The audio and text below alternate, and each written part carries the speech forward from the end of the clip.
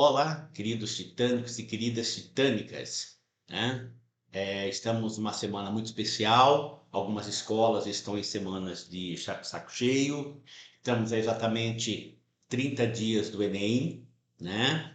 É, Temos muita coisa ainda, né, para trabalhar com vocês, né? Mas alguns alunos tiraram essa semana para um descanso, né, para uma meditação, uma reflexão, né? Outros alunos, né, já estão com vestibulares agora, né, no mês de outubro, né? Nós teremos a prova da medicina de Jundiaí, né, no próximo final de semana. Dia 23, a medicina Unimar, quer dizer, as provas da Unimar, tá? As inscrições abertas da Unicamp, da USP, da Unesp, tá? Da FAMEMA, né? Então, só para lembrar, nós teremos intensivões, né? Da FAMEMA, nós teremos FAMEMA, Unesp, nós teremos um intensivão também do Enem, FUVEST. São algumas aulas extras, né, que eu vou trabalhar com vocês. Teremos o intensivão da Unicamp, mas tudo no seu momento devido, tudo no seu horário devido, tá? Fiquem tranquilos. É que essa semana realmente é uma semana, né, em Tupã nós tivemos a Exapit na região de Tupã, tá?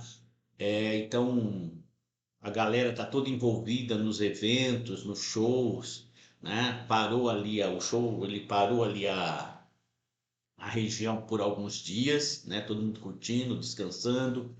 E as pessoas merecem, né? Porque, afinal de contas, estudaram o ano todo, é um momento de concentração de foco nos vestibulares, então é um momento de um certo relaxamento, né? Uma semana que alguns tiram para um relaxamento, para um descanso, né? Para valorizar também algumas outras coisas da vida, né? Para retomar com tudo na próxima semana. E é o que nós vamos fazer, é o que nós estamos fazendo, né? Nós tiramos essa semana, vocês estão neste momento assistindo uma aula gravada, então por isso, bom dia, boa tarde, boa noite, boa madrugada, não sei qual horário que você vai assistir a aula, tá? Não sei qual horário, né? E então essa aula é uma aula gravada, é uma aula excepcional, né? Porque nessa semana, tá? Nós estamos fazendo uma mudança também, né? Nós estamos mudando o espaço físico aqui de Marília, né? Nós estamos próximo ao shopping, né? A 2 quarteirões do Shopping Esmeralda, Rua Antônio Molica 255. Nós estamos indo para uma região mais central, né? Para quem conhece Marília, né? Nós vamos para uma região, para a parte central da cidade, Rua Bandeirantes 297.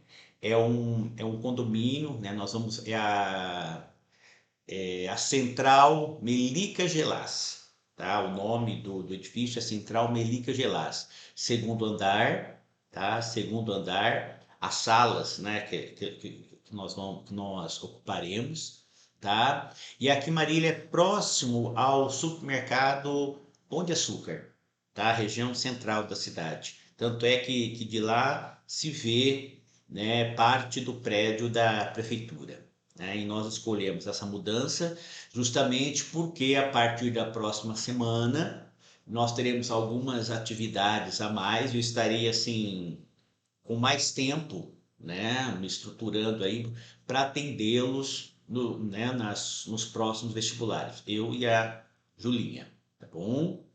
Então, para a aula de hoje, eu peguei um tema, né, bastante importante, tá? Bastante importante, né? É um tema que fala sobre os programas sociais dos governos brasileiros nos últimos 30 anos, nos últimos 25, 30 anos, tá?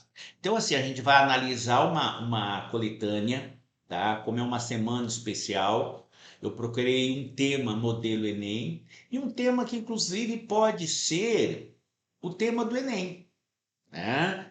É um tema do eixo cidadania, tá? É um tema do eixo cidadania e direitos humanos. Na verdade, são dois eixos, né? Cidadania e direitos humanos. Então, é um tema que tem bem o perfil do Enem, bem a característica do Enem, a coletânea está muito bem montada, muito bem escrita. Então, nós vamos falar hoje aqui, tá? Sobre a importância da manutenção de programas sociais na realidade brasileira, tá? Então preste atenção, né? Nós estamos falando da política de cotas, nós estamos falando do Bolsa Família, do Vale Gás, nós estamos falando, né, do Auxílio Brasil, tá? Então nós vamos falar um pouquinho dessas políticas de renda, né? De acesso a uma renda mínima. Políticas são essas de acesso à renda mínima. Então vocês vão observar aqui, tá? Por meio da análise da coletânea, né? Argumentos, vou dar algumas dicas, né? Para vocês trabalharem também, tá? Então, hoje nós teremos uma aula mais curta em função, né, dessas atividades que nós estamos desenvolvendo, né? De uma semana com feriados, de uma semana muito especial, dia 12, dia da criança, dia 15, dia do professor. Algumas escolas cancelaram as aulas, mas a gente continua com o curso. E em função da mudança, nós estamos fazendo uma aula gravada. É uma aula gravada que vocês poderão assistir a qualquer momento. E qualquer dúvida, entre em contato via o nosso WhatsApp. Então vejam bem, ó, acompanhem comigo. A partir da leitura dos textos motivadores e com base nos conhecimentos construídos ao longo de sua formação, redija texto dissertativo argumentativo em modalidade escrita formal da língua portuguesa sobre o tema: a importância da manutenção de programas sociais na realidade brasileira, apresentando proposta de intervenção que respeite os direitos humanos e, além disso, selecione, organize e relacione de forma coerente e coesa argumentos e fatos para a defesa de seu ponto de vista, tá? Então, qual é o tema? A importância da manutenção dos programas sociais da sociedade brasileira, tá? Então, na verdade, eu diria que você não vai falar simplesmente sobre os programas sociais, né? Por exemplo, você vai fazer um parágrafo sobre cotas, um outro parágrafo sobre Bolsa Família. Você vai querer fazer uma discussão entre Bolsa Família e Auxílio Brasil, tá? Na verdade, você pode tangenciar o tema, tá? Porque assim, o tema traz como importância os programas sociais. Mas o que o tema está realmente pedindo? A importância da manutenção de programas sociais na realidade brasileira, né? Então, essa manutenção dos programas sociais, tá? Qual a sua consequência, né? Quais os seus efeitos, quais as suas consequências para a sociedade brasileira, para a realidade brasileira, tá? É, os programas sociais melhoram a qualidade de vida? Altera de alguma forma o cotidiano de boa parte da população brasileira, principalmente a população de baixa renda, né? Populações, segmentos das classes D e E, tá? Então, promove a inclusão social, promove a defesa dos direitos humanos, né? É, qual a diferença entre as políticas que nós temos, né, de governos anteriores e do governo atual?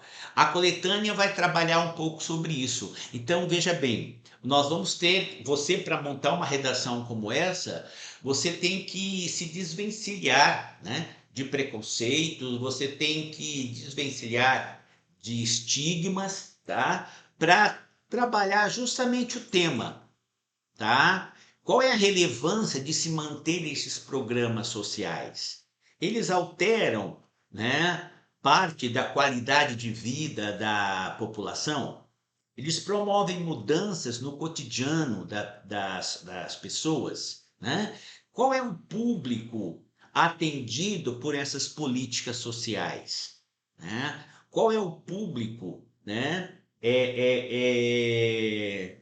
valorizado por essas políticas sociais? Então vejam bem, ó, vamos para o texto 1. Fernanda Macedo, de 27 anos, advogada da gestão Queiroz, se formou em Direito 2019, é pós-graduanda em Ciências Criminais, professora do Serviço Nacional de Aprendizagem Comercial, SENAC, e consultora de treinamento. Natural de São Gonçalo, na região metropolitana do Rio de Janeiro, ela é a primeira da família a cursar o curso superior, o ensino superior. Fernanda ingressou na Universidade Federal Fluminense, considerada elitista, já que a maioria dos alunos vem de escola privada. Tá? Aí um depoimento da Fernanda Macedo, advogada. Senti muito preconceito porque os alunos sabiam que eu era cotista e que tinha sido reclassificada na última chamada. Tive que ser alocada em um dos grupos que já estava formado e o primeiro trabalho era sobre a lei de cotas. Todos os alunos do grupo eram contra o sistema. Eu era a única a favor, porém não sabia nem argumentar o porquê, lembra a advogada. E ela continua, e ela destaca. Enquanto o ensino de base não for de qualidade para todos, ainda precisaremos do sistema de cotas. Tá? Então aqui não é para você montar um parágrafo. É importante essa análise, viu, gente? É um comentário rápido, mas é importante que vocês tenham isso em mente.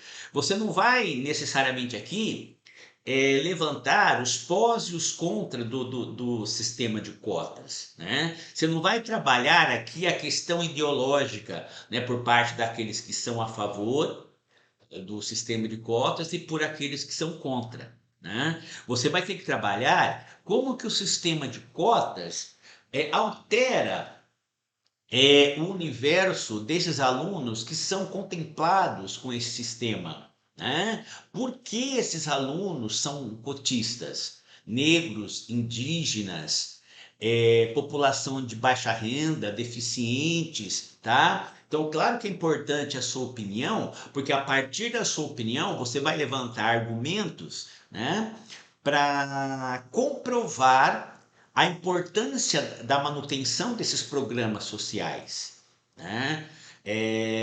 Então é importante que você faça uma reflexão acerca disso. E a última frase é bem emblemática, né? E ela já diz o seguinte, que enquanto o ensino de base, o ensino fundamental, né, o ensino infantil, o ensino fundamental, não for de qualidade para todos, ainda precisaremos de um sistema de cotas. Então é uma frase para você pensar com bastante carinho, né? E para você levantar, né, o argumento. Se você for utilizar em algum momento da sua redação, é importante que você faça uma menção ao sistema de cotas, tá? Vamos lá então.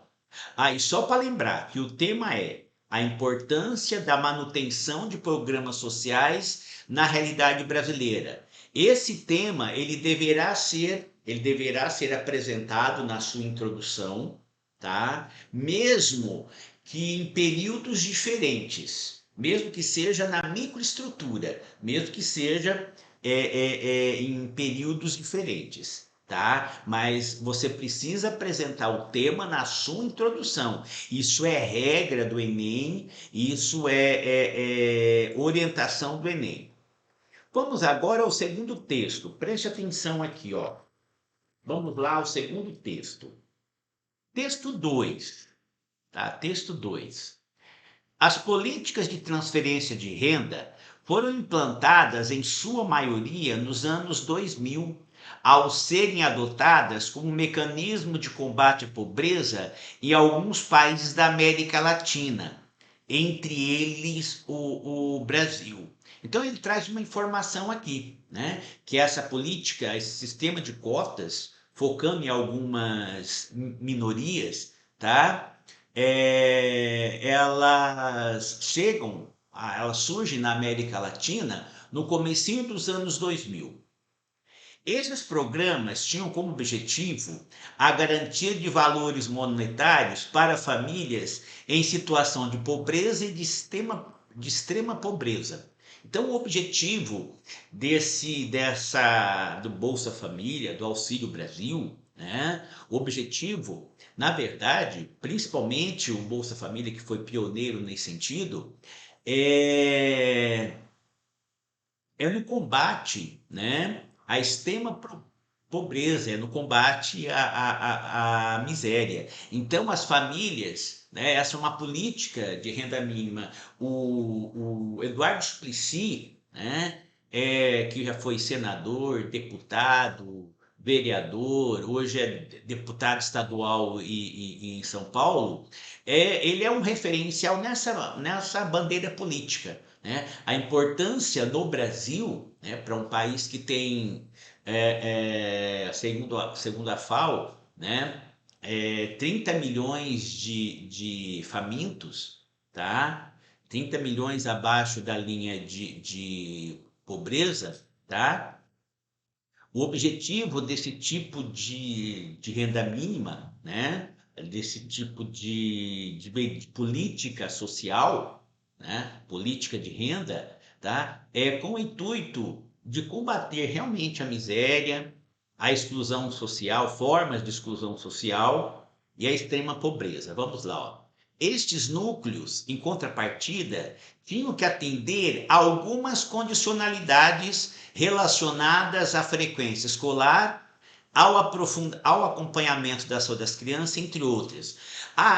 É interessante essa política de renda, tá? Principalmente, né, de 2002 no Brasil, foi nos primeiros anos dos anos 2000, é que existia essa coisa da renda, né? Mas a política de renda, o conceder, né, um valor monetário às famílias de baixa renda, essas famílias tinham alguns compromissos, tá? Para receber aquela renda. Eu acho importante essa questão para não cair no mero assistencialismo, né? Essas famílias tinham que garantir a frequência escolar de seus filhos tinham que frequentar a escola, tá? O acompanhamento periódico da saúde das crianças, a vacinação era um item obrigatório, né, para que fosse concedida, né, para que as pessoas de baixa renda, né, recebessem esses valores monetários, tá? Então, só para vocês observarem que não era simplesmente uma questão de filantropia, uma questão de solidariedade, mas também exigia da parte, né, dos favorecidos, no caso aqui dos desfavorecidos, né, desfavorecidos economicamente, mas contemplados, favorecidos pelos valores monetários, tá? Eles assumiam compromissos, né? Então, aí nós temos as consequências muito positivas, tá? As consequências positivas dessas políticas de distribuição de renda, né? Dessas políticas afirmativas. Nós chamamos de políticas afirmativas, tá? Então, fatores que contribuem, né? Essa cobrança por parte das pessoas que recebiam o Bolsa Família, por exemplo, tá? Da obrigatoriedade da frequência escolar, né? Da vacinação, tá? Esses fatores contribuíam para diminuir a evasão escolar, a baixa escolaridade e o analfabetismo, assim como a baixa nos números da mortalidade infantil e desnutrição.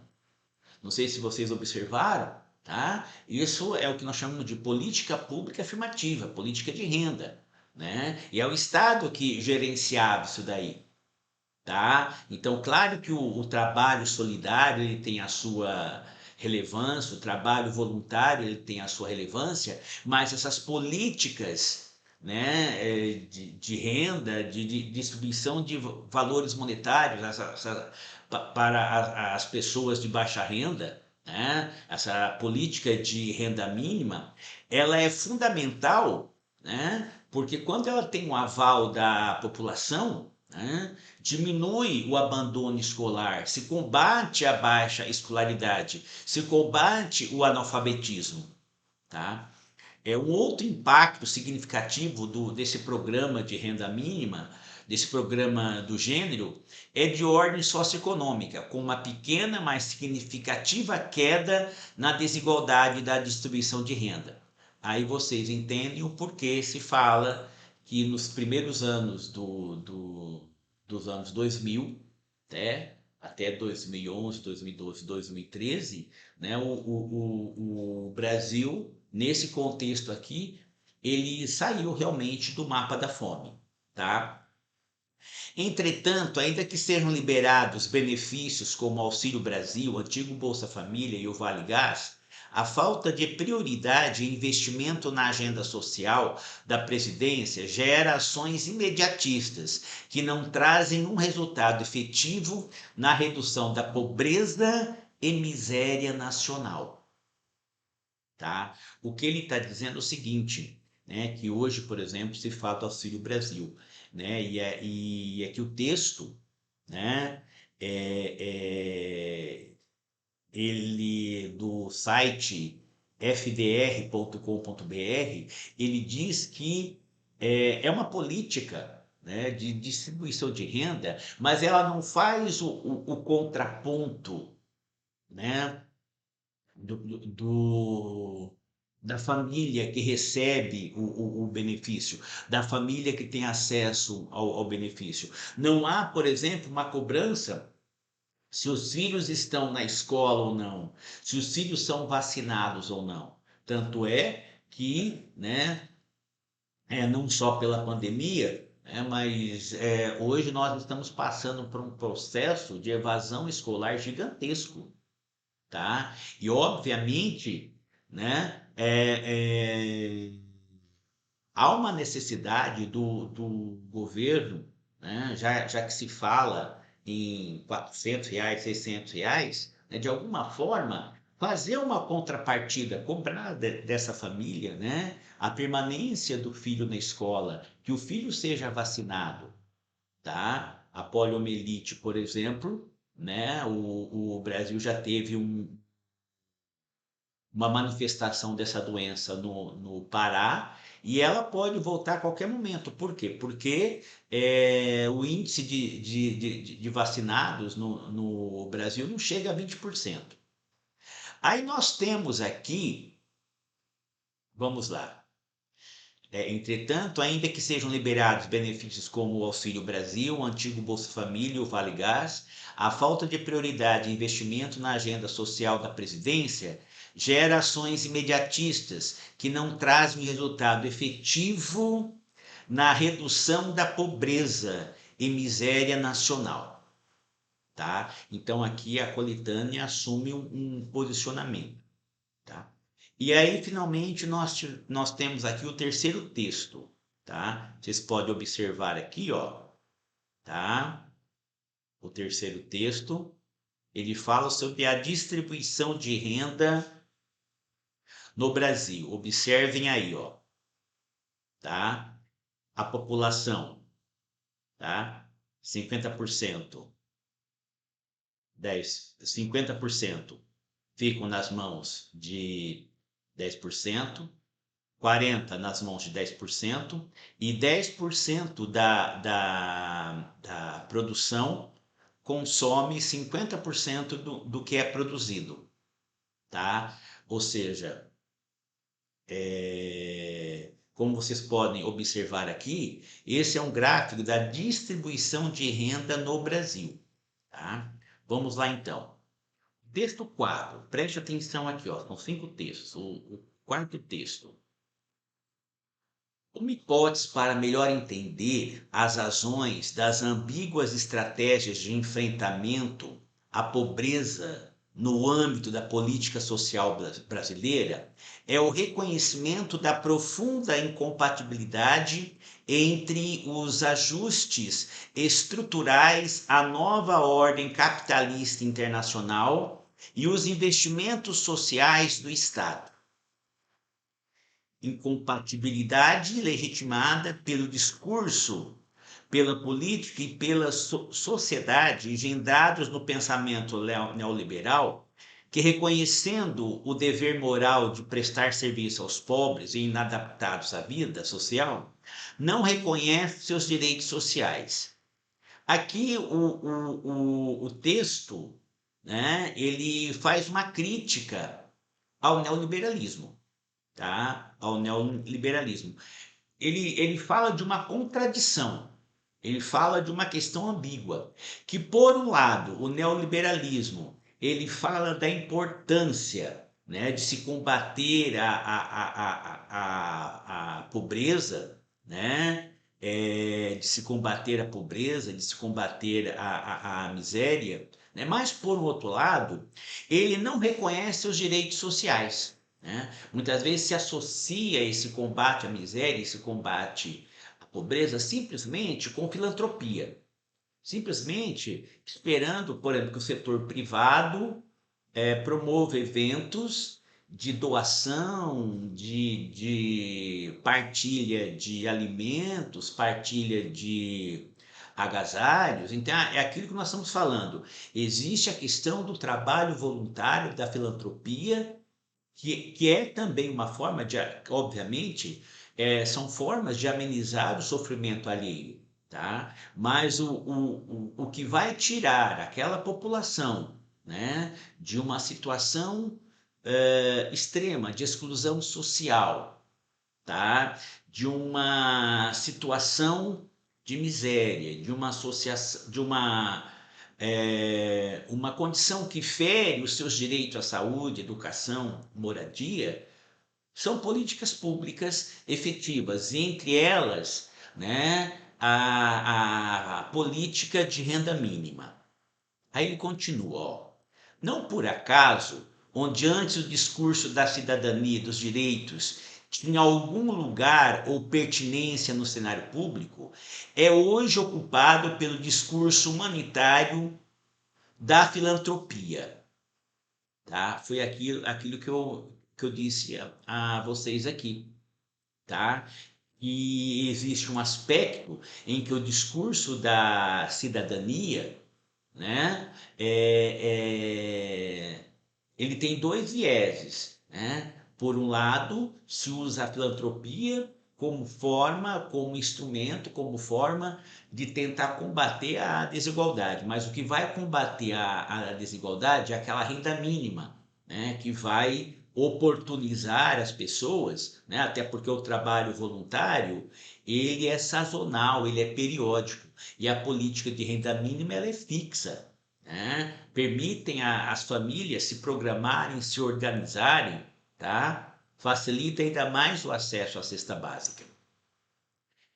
Esta lógica que subordinou as políticas sociais aos ajustes econômicos e às regras do mercado moldou para a política social brasileira um perfil despolitizado, privatizado e refilantropizado, como bem atestou o programa Comunidade Solidária e seus desdobramentos. Olha que interessante, mesmo com uma coletânea, ela é rica em abordagem, em análise, em criticidade. Então, o que ele está dizendo no texto é que no Brasil o acesso à renda mínima, né, a sua quantidade, o acesso a esse direito, em vez de estar atrelado à questão da fome, aos direitos humanos, o acesso à educação, o acesso à moradia, o acesso a trabalho, o acesso à saúde, tá? essas rendas, normalmente essas rendas, é, elas são atreladas ao mercado, né? E é aquela velha história, não é o mercado que combate a fome, né? Não é o mercado que combate a miséria, não é o mercado que combate a exclusão social, tá? Eu diria que o mercado ele está muito distante, tá? Muito distante, né, dessa população, né, concentradas nas classes D e E, tá? São populações, tá?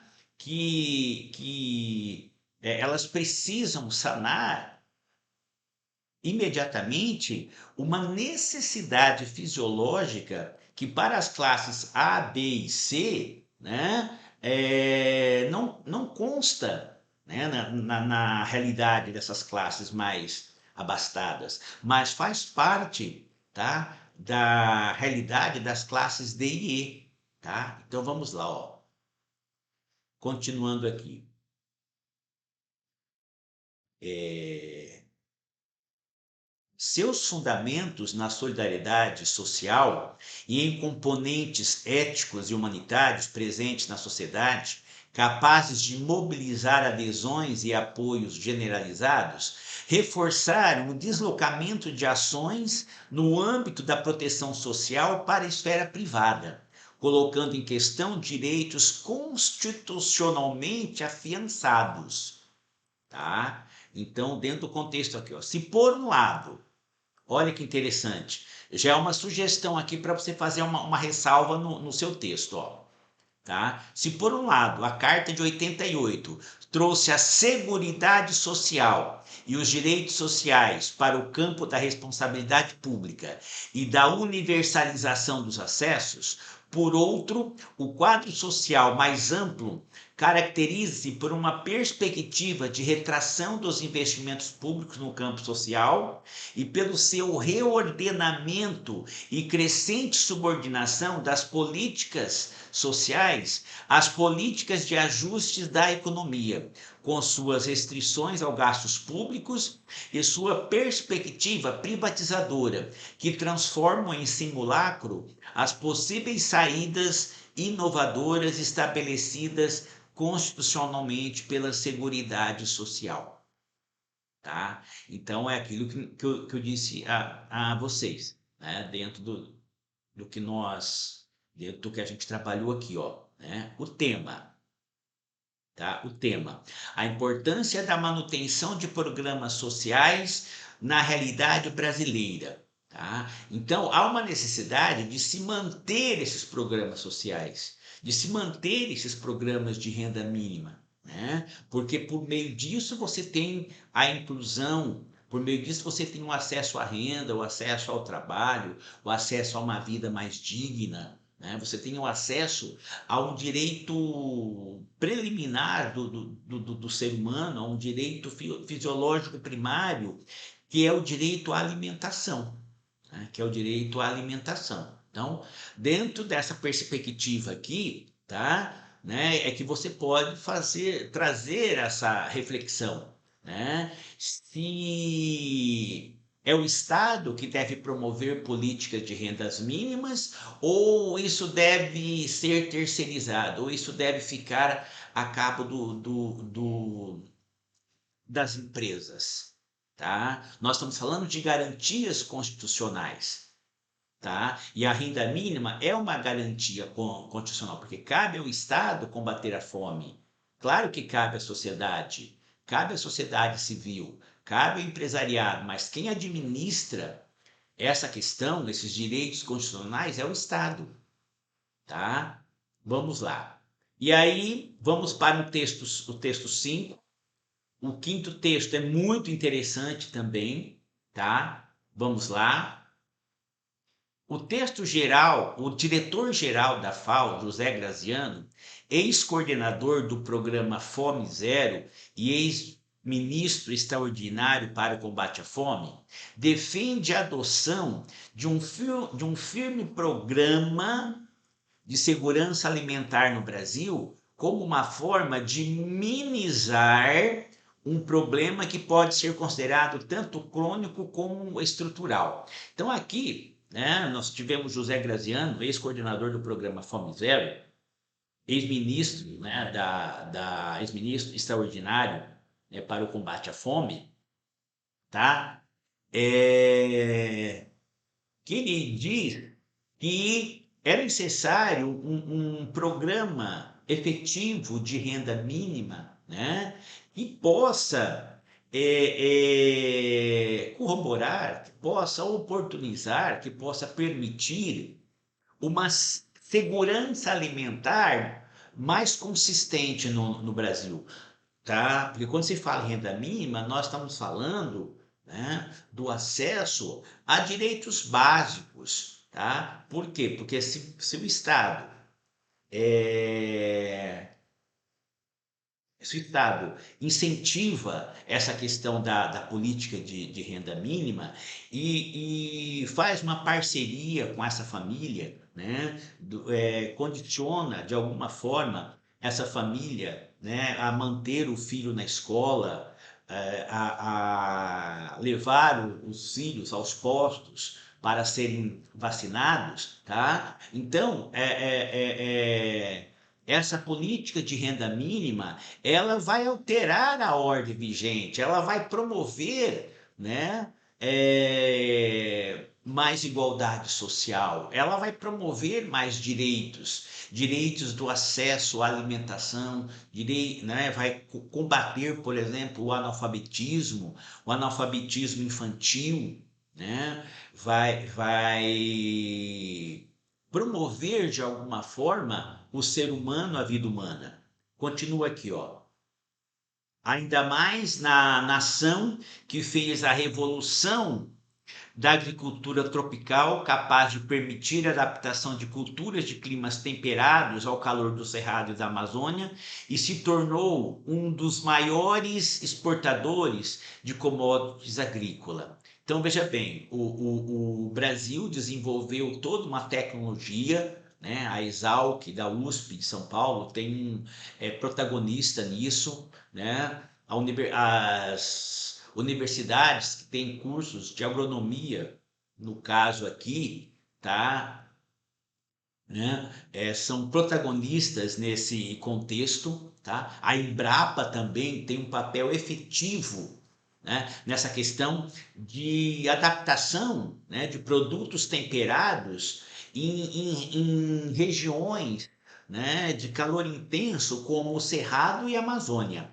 Tá? Então fica até incoerente, né, por parte do governo brasileiro, né, que diz que nós somos o celeiro do mundo, exportamos para 1 bilhão de pessoas no mundo, matamos a fome de 1 bilhão de pessoas no mundo, se nós temos 30 milhões de pessoas que não têm acesso a uma alimentação digna. 30 milhões de brasileiros que não têm nenhum nível de segurança alimentar. Vamos lá, ó. Com a expectativa de que os ganhos de produtividade façam com que, até 2027, o país alcance safras de 300 milhões de toneladas de grãos, saber que quase 12 milhões passam fome, enquanto cresce a obesidade infantil nas camadas média e alta da pirâmide social, é uma incongruência ilógica, tá? O que seria essa incongruência ilógica, tá? A incongruência é a ausência de harmonia. Então, o que ele está dizendo aqui, né? Porque de acordo com pesquisas recentes da FAO, né, nós temos 30 milhões que estão abaixo de níveis mínimos de segurança alimentar, tá? E é interessante que na mesma sociedade em que nós temos milhões que não têm acesso à comida, né, não têm acesso à educação, não têm acesso a uma vida mais digna, você tem nessa pirâmide social, tá? o crescimento da obesidade infantil nas camadas A, B e C. Então, há um contrassenso nesse sentido, tá? Então, assim, eu procurei fazer com vocês aqui uma análise da coletânea, uma leitura da coletânea, tá? Dá para utilizar nisso daqui, nessa redação, aquela estrutura que eu analisei com vocês na semana passada, não sei se vocês estão lembrados aqui, tá? Mas algumas dicas, né, de como iniciar o texto, né? Algumas dicas para uma contextualização. Dá para você utilizar o poema de João Cabral de Melo Neto, Morte e Vida Severina. Dá para você utilizar A Fome no Cortiço de Aloysio Azevedo, né? Então você temos filmes nacionais, temos romances, temos novelas que dá para você utilizar na contextualização, tá? Na contextualização. Então, eu gostaria que vocês fizessem, tá? O texto que vocês produzissem e nos enviassem no máximo até a próxima quinta, tá? Até a próxima quinta, tá? Como eu disse a vocês, é uma semana excepcional porque nós estamos em fase de mudança, né? Eu não sei se vocês observaram, mas é a terceira semana que eu estou focando mais no Enem, né? Nós estamos há 2 ou 3 semanas com simulados semanais, tá? Porque a partir da próxima semana nós vamos dar algumas dicas, mais dicas de introdução, de desenvolvimento, de conclusão, tá? Eu vou passar mais alguns modelos para vocês, tá? E nós estamos iniciando agora, em breve, né? A Julinha vai ministrar uma aula às terças-feiras, às 6h30, durante 4 semanas, focada na VUNESP Famema, tá? Além disso, nós vamos fazer um intensivão da VUNESP Famema, tá? Enfim, né? Então, por hoje, eu encerro este encontro, tá? Algumas escolas liberaram as aulas, mas nós não, nós estamos fazendo esta aula gravada, por isso que eu disse a vocês, né? Neste final aqui, tá? Tenham um excelente final de dia, um excelente final de tarde, um excelente final de noite, uma excelente madrugada, não sei qual horário que você vai assistir essa aula, né? Mas eu procurei escolher esse tema, né? Porque esse ano falou-se muito, né? Do Bolsa Família, mudou-se o nome, Auxílio Brasil, tá? Então, eu acho que é importante trazer essa reflexão, né? A importância da manutenção de programas sociais na realidade brasileira, tá? Então, qualquer dúvida, né? Os alunos estão enviando no 99 680 0395 ou no meu 99893 0395. Um grande beijo, fique com Deus e até a próxima semana.